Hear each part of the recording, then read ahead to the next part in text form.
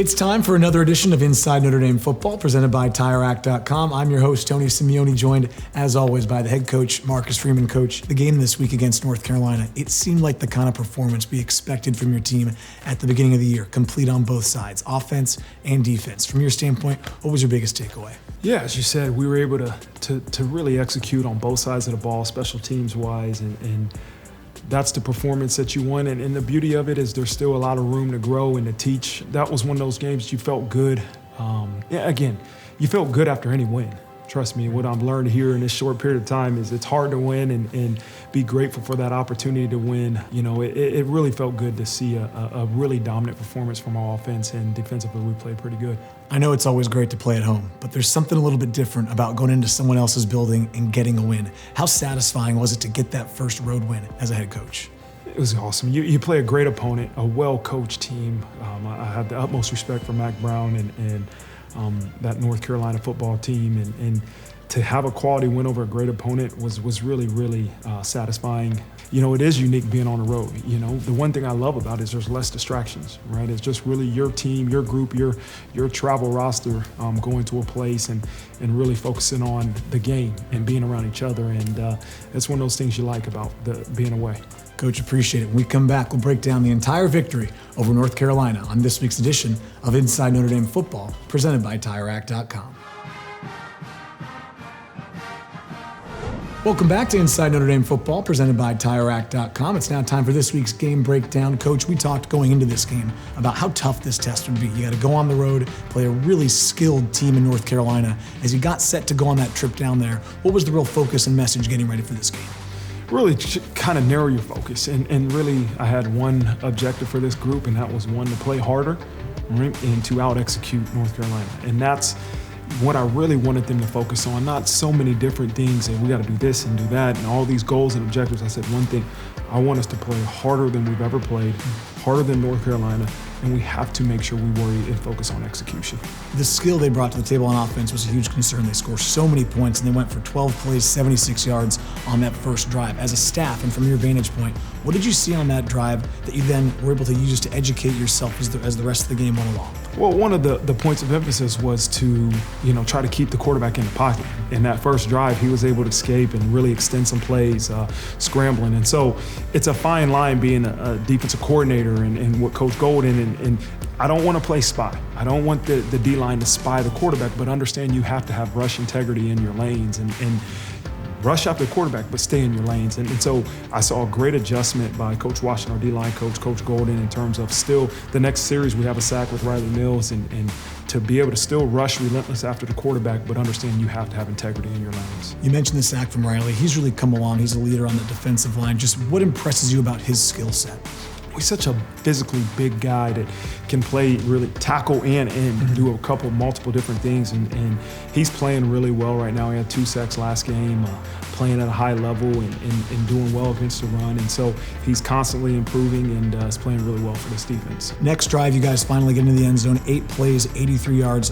One guy that really popped for me on this drive was Logan Diggs. Had that big 34-yard catch. We'll talk about his touchdown a little bit later, but to see him kind of get in the mix this way this week, that had to really make you excited as the head coach. Yeah, to get him back off of, he didn't play the week before due to illness, and to get him back and to be able to utilize him in different ways. That's the unique thing about our running back room, is that you got 3 guys that are all out of the running back room that are able to do different things and have different skill sets. And what Logan presents to our offense in terms of being able to help in the run game and the pass game is a huge asset for us, and what you saw is a reflection of that. We're going to talk about the scoring play in a second when Michael Mayer got in, but I wanted to just point out, when I was going through making the notes for this game, I forgot to write down Michael Mayer's name because I think I've begun to take him for granted. He had 7 catches, 88 yards. Just what kind of luxury is it to have a weapon like Michael Mayer?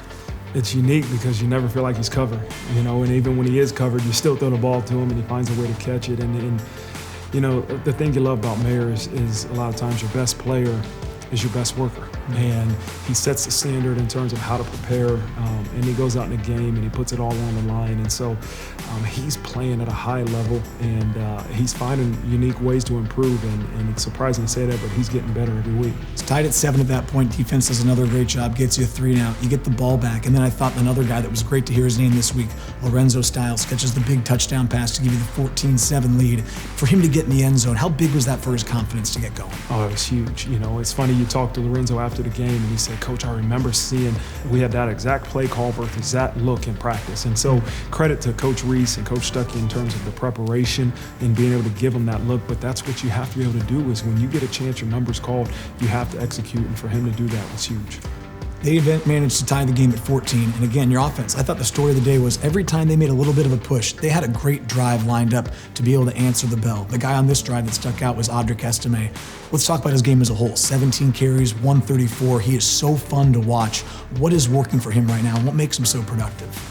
Well, I think you got to start with the offensive line. You know, there is no great running back without a great offensive line, and the offensive line is blocking their tails off and really opening up some holes. And he's a man-child, man. He runs the ball hard, and I don't see many defenders that are excited to hit Audric Estime, but he's running the ball hard, you know, and again, I know we had the one fumble in the second half, but he's taking care of the football too. And that's what you want to see out of your running backs. Guys can bulldoze, guys can get those tough yards, but also take care of the football. Something we've talked about throughout the first 3 games was your defense. Well, they've played, I think, pretty well throughout the year. Didn't have a takeaway. Again, next play, this was the time that they really impacted the game, I thought. They get the fumble on the first snap after that touchdown, give you a great field position. Just how important was that play for JD to get in there and then for Justin to pick up the fumble? Yeah, JD's first play, obviously in the second half, and coming off of a first half being out from targeting the week before, it was huge to get penetration, but takeaways have been a point of emphasis for this defense, and for them to finally get a return on investment was huge just for our defense to be able to get a takeaway in that moment. It kind of really opened the game and the score, and so that's something we have to continue to do, but it's going to be created from the point of emphasis we have in practice about it. Coach, appreciate it. We'll step aside and come back with more on this week's edition of Inside Notre Dame Football, presented by TireRack.com.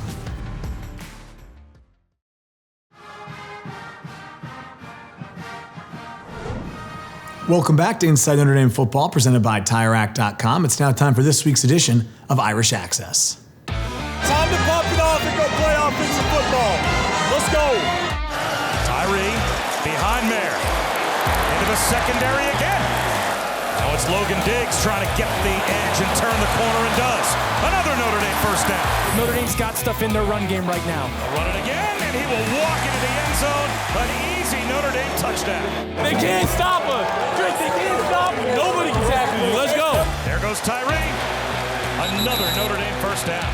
They are so high on 54, Blake Fisher. When he puts it all together, him on the right side and 76, Joe Alt on the left side, they're going to be the backbone of this offensive line. Hey, punch this thing in, man. Punch this thing in. Back-to-back touchdown drives, leaning on the physicality of that offensive line. Let's go, baby. No! Let's go! There's nothing better than when you know you're going to run.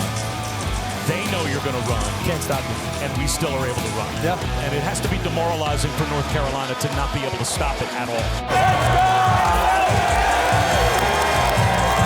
Yeah! That was a 6-minute drive, 13 plays. We really didn't throw the football. Make sure everybody knows in the fourth quarter what it is.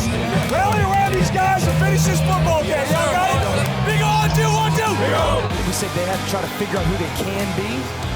Kind of learning that a little bit today. That's who they can be, is this traditional dominant offensive line that can really run the football. Love all of you guys. Our preparation this week's show tonight, and we're going to keep fighting. Right now we have 2 weeks to get ready for BYU.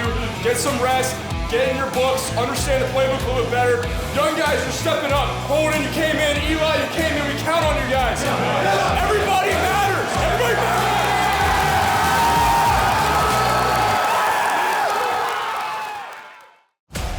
That is America's most complete, best all-around tight end. Over the middle, reaching out to make the catches, Michael Mayer. One of his strengths, he's got those big, strong hands. Wide open is Mayer, and he's going to walk in for a Notre Dame touchdown.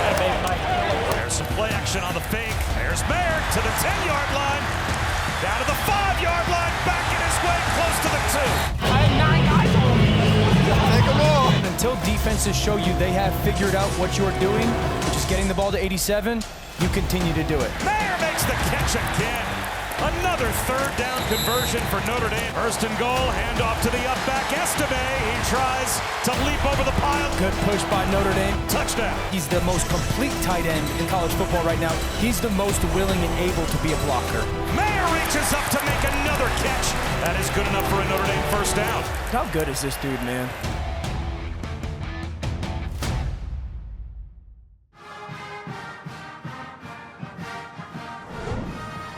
So Riley, I thought the defense against North Carolina had maybe their best performance of the season so far. You guys looked really sharp out there. From your standpoint, just what was the biggest key to that win over the Tar Heels? Yeah, the biggest key for us was just playing the game on our terms. You know, when we go out there, we want to dictate, we want to set the line of scrimmage. Like every time we're coming off the ball, we want to knock them back. So I would say that was our biggest key, just make sure we're playing to our strengths and doing what we can do. You had a couple sacks. You got to the quarterback a couple times, and that's always your goal when you're out there. Just from your standpoint, what was enabling you to have so much success against them? Yeah, I mean, I have to be like a huge shout out to our secondary, like all the guys covering, like they make it possible for me to get sacked because, you know, if the quarterback is on a throw to, then, you know, I can go run down there and get a sack. So a big shout out to them and, you know, especially all the coaches and the staff that have come with the game plan for, you know, to put me in a successful position. You know, the defense for the first 3 games didn't have a takeaway. I know that was probably a big talking point around the locker room. To finally get that first takeaway, what did it first feel like? And then did it feel like, okay, there's a little bit of weight off our shoulders, now we can go get a few more? Yeah, I mean, it's always good to get the first one, get it rolling, you know, especially with takeaways. But for us, you know, that's just like, we're just starting, like we got to keep going. So we can't let our foot off the gas when we're going for takeaways. You know, your defensive coordinator from last year is now the head coach. So you got a new guy that's running the show, Coach Golden. Everyone I've talked to has had really great things to say about playing under him. Just from your standpoint now, a month into the season, what's it been like to work under Coach Golden? Yeah, it's been great. You know, his style of defense is, you know, it's very NFL-like, so, you know, it kind of gives me, you know, exposure to what it's going to be like at the next level and, you know, how to prepare. And, you know, definitely there's a lot of parts to it. Ultimately, I think that helps me become a better player because it lets me think, you know, 2 steps ahead of what the opponent's doing. I want to ask you about your decision to come to Notre Dame. So go back to before you came here. When you're making the decision on where you wanted to go, what you wanted to do both academically and athletically, why'd you end up choosing Notre Dame? Yeah, you know, honestly, Notre Dame's the best of both worlds. You know, when you come here, you know, you have top-tier athletics and you have top-tier academics. And, you know, as I was going through my process, you know, there were a lot of schools that maybe, you know, checked one of those boxes, but no one really compared when it came to, like, you know, both aspects. So, you know, when I came here, I was like, you know, I feel like I'm making the best decision for me and, you know, especially the people here that make the difference. Like, you know, my visit, like, the people here made, like, everything for me. Like, I was like, these people here are great. Like, they make, you know, Notre Dame what it is. So that was just like the big separator between Notre Dame and everywhere else. Now that you've been here for a while, just what's an area that it's impacted your life that maybe you didn't understand before you got here, but now that you've gone through it, you've been like, okay, wow, that's why Notre Dame is so special. Yeah, I think just like kind of everything you do, like, you know, especially with class, like you got people like, you know, that want to help you, like want to help you succeed. Like, you know, the Notre Dame staff, like, you know, especially all the academic counselors, like they're trying to put you in the best position possible to succeed in your classes. You know, there's a lot of places where, you know, they may not have that same kind of care for your academics. So that means a lot to me here. Riley, appreciate it. Thanks for the time. Awesome, appreciate it. When we come back, we'll go inside the play with Irish Intel, presented by TireRack.com.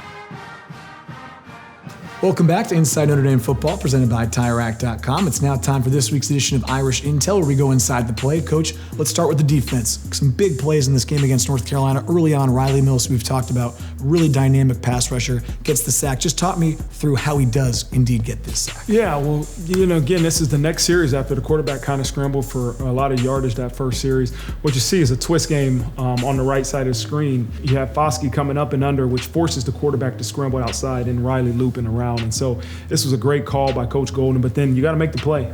May is a good scrambler, a good escape guy, and for Riley to get him down was a big play for our defense. So, Coach, this is inside the red zone. If you got Michael Mayer as a target down there, you may as well use him. Just tell me how he gets open for 6. Well, listen, anytime we get Michael Mayer one-on-one coverage, we're going to throw him the ball. Well, this one is 0-on-1 coverage, so nobody's on him, and he's a guy that we're going to target. He's going to be our first look and our first read, and so he's running wide open. There might have been a miscommunication for them defensively, but he's going to do the rest. So, Coach, this is a great play design. Lorenzo Styles is going to get free down the field and get his first receiving touchdown of the year. This is a guy everyone's excited to see start producing a little more. Just tell me how he does get open. Well, I think it's all set up off the run game. We're able to run the ball early in this drive, and that makes the safeties and the DBs a little bit more aggressive. So the run fake here kind of draws the safeties in and makes them flat-footed. And now Zoe's be able to use his speed and run right by them. And again, it's still about the execution. We almost ran out of room right there, but Drew makes a great throw, gives him room to execute. He makes the catch, and 6 points on the board. So, Coach, this is a fun play to watch as a Notre Dame fan. A wide-open receiver in Logan Diggs down there who makes the catch and walks into the end zone. So just explain to me how the play design gets him so open for the easy score. Well, as you see, this is a move the pocket play. And you'll see Drew Pine rolling, and you'll see Jared Patterson pulling. So it looks like we're rolling to our right to throw the ball to our right.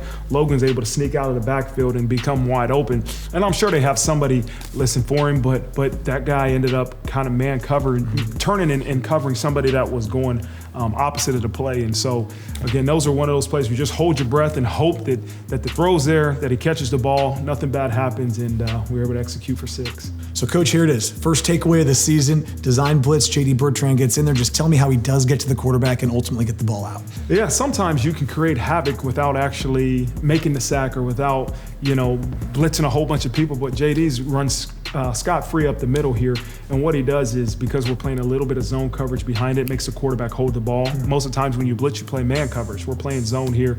Quarterback holds it. I don't know if J.D. truly knocks it out. He gets the forced fumble, but I think the pressure causes him causes the quarterback to fumble the ball, and Justin Adamiola is in a great position to recover it, and we needed that. That was such a momentum builder. The first play of the second half, we just scored. To give our offense the ball on the 15-yard line was something that, to me, probably a key play in the game. When we come back, we'll wrap up this week's episode of Inside Notre Dame Football, presented by TireRack.com.